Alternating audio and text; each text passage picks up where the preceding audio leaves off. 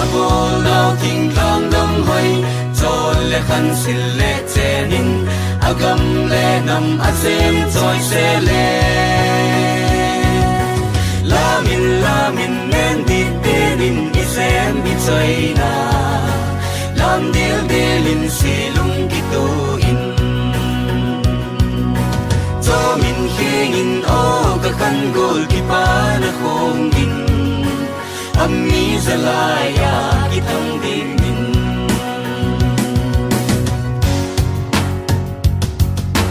pu bakhang gui izona itol le khan mil pote khan no go nang la ke tia apung pung zala nam tia abung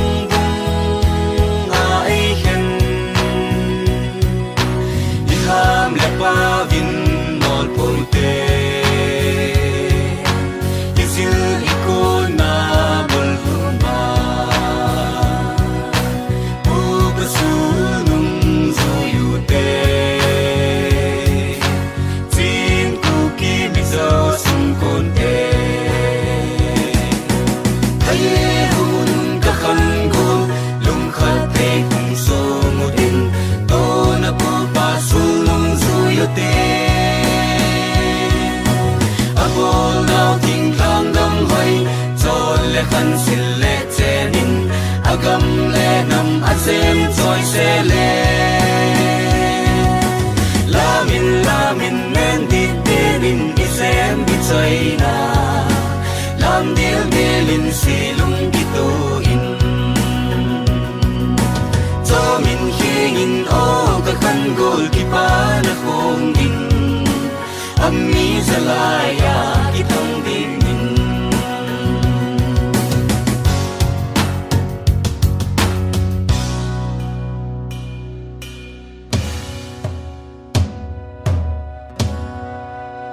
chunga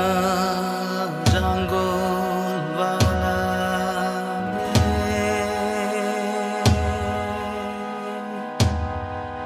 noya khanno golame chunga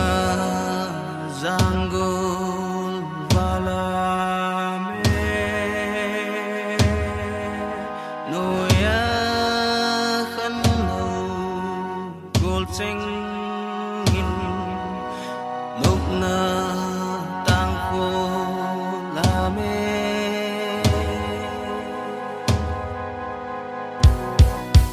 chunga jangol walame noya khanno gol ngai cheng lam dil de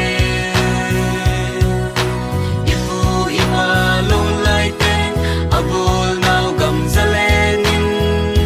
vai ho min an gol sit lui bang lung khatin lui dung khat zon bang long dil de pu basunun zuyute cham le lung mo na igam le khaye hun ka khan go lung khat te kung so mudin to na pu pa sunung zuyute abol nau ting lang dam hoi chol le khan sil le chenin agam le nam azem choi se le